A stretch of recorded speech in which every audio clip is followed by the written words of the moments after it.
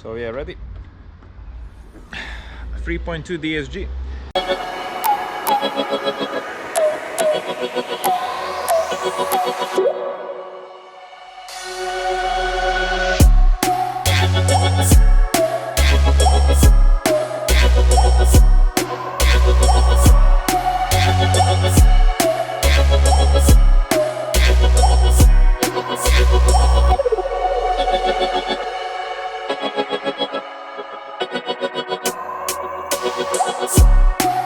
So yeah, these engines are the same engines as the Golf R32 have. This is a DSG 6-speed auto, so yeah, a bit of a common fault on these. The timing chain stretch after the years, and it needs replacing. So yeah, luckily the timing chain is placed over here.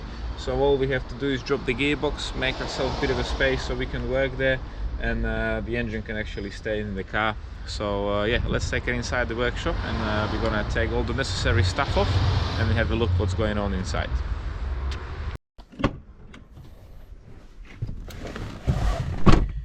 So yeah, we also have our GoPro back from repair, because we had a bit of an accident. It fell off the car and it was quite damaged. So I was doing all the videos on my iPhone.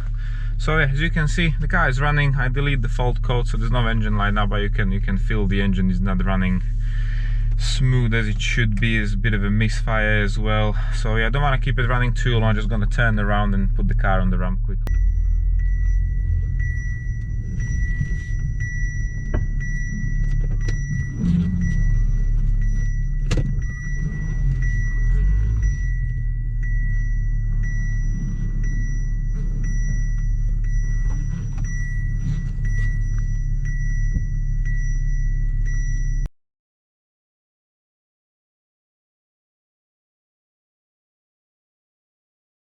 So here's the car on the ramp finally, and as you can see, this is our problem with the exhaust. We're gonna replace these two flexi pipes, and we're gonna re-weld them. So our engine, wow, oil leaks absolutely everywhere, so that will be loads of cleaning to do. Yeah, we will probably start with the subframe, so we can remove the gearbox and the transfer box.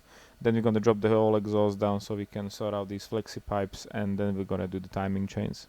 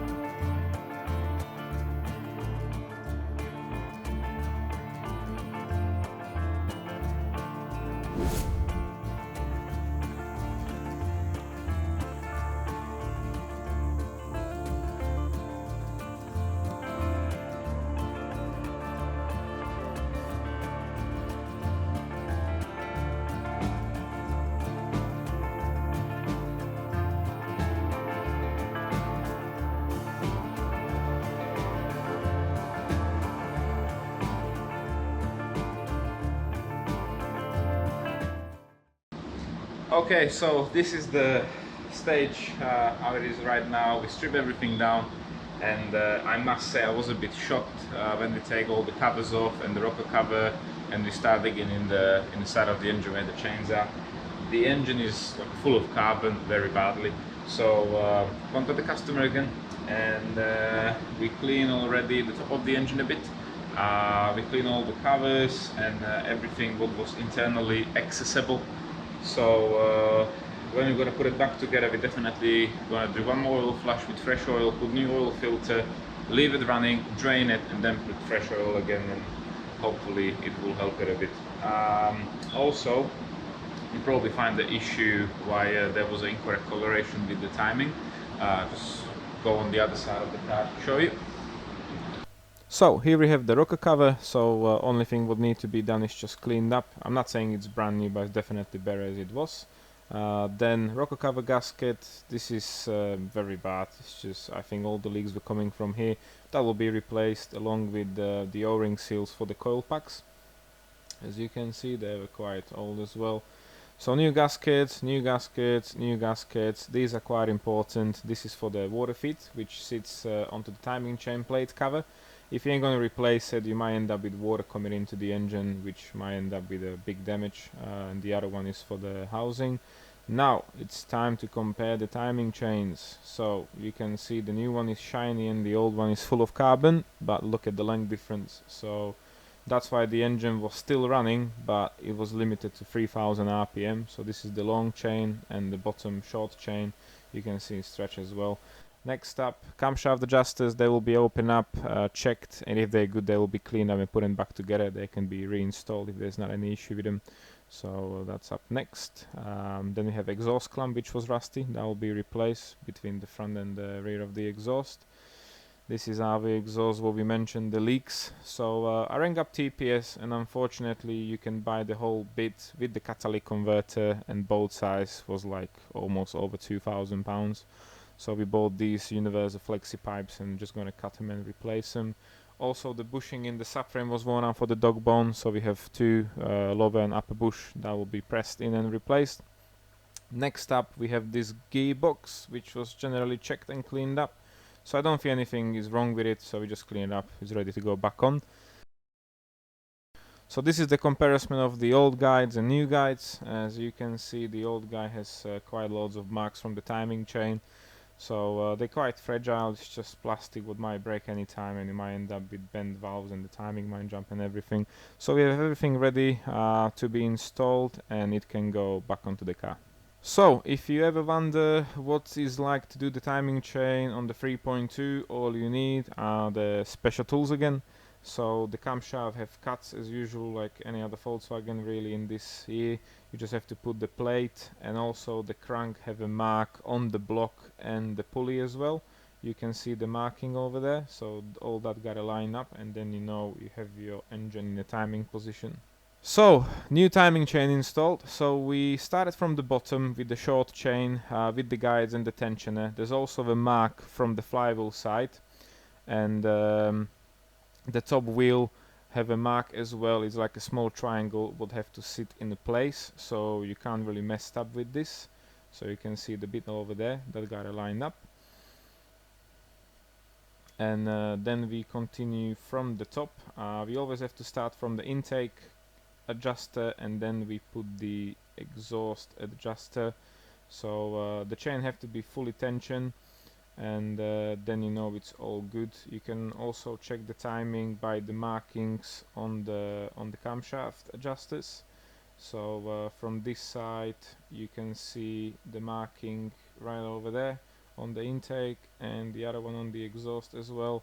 And you also have to count the pins between these two marks on the intake and exhaust, so it have to be 16 in between. So we have to start from the left to the right. As soon as we're going to count them 16, it should be in front of the cut, which is correct right over there. So that's telling me the timing is all good, and we're just gonna cover everything up now, put all the covers which are cleaned up with the gaskets, and we're gonna turn the engine a few times so it's fully tensioned. You gotta be careful with that.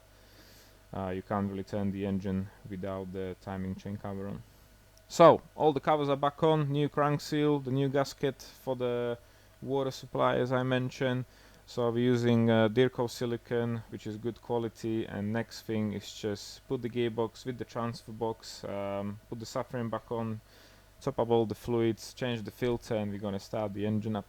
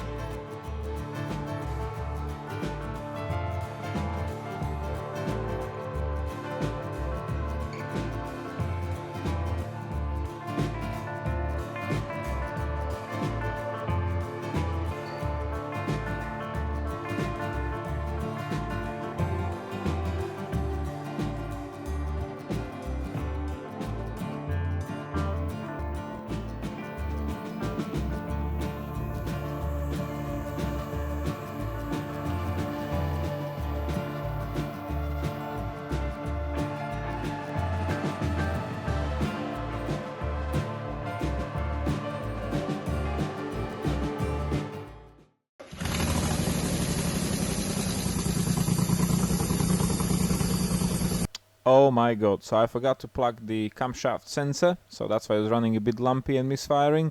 There was also one vacuum hose which isn't plugged in, but it happened to the best. So next step, we will put this beautiful BG product in. We're gonna leave the car running, so it's just get rid of all the extra carbon what's probably left in the engine. We're gonna drain the oil one more time, put new oil filter and new oil again, and then the customer can finally come and pick it up.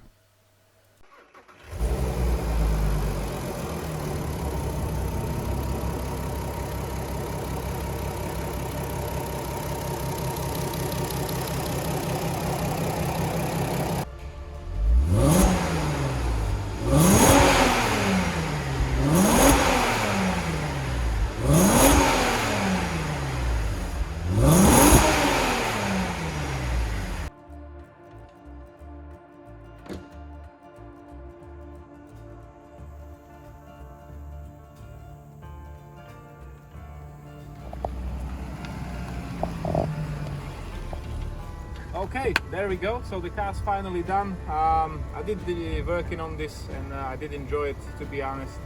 So as usual, we have a few unexpected stuff like the dirty engine from inside, the exhaust needs doing, and some small bits and bobs. It's all sorted now, so the engine's clean up, running spot on with no fault codes. And the last thing is just performance show test drive, and the customer can pick it up. So I'll see you in the next video. See ya!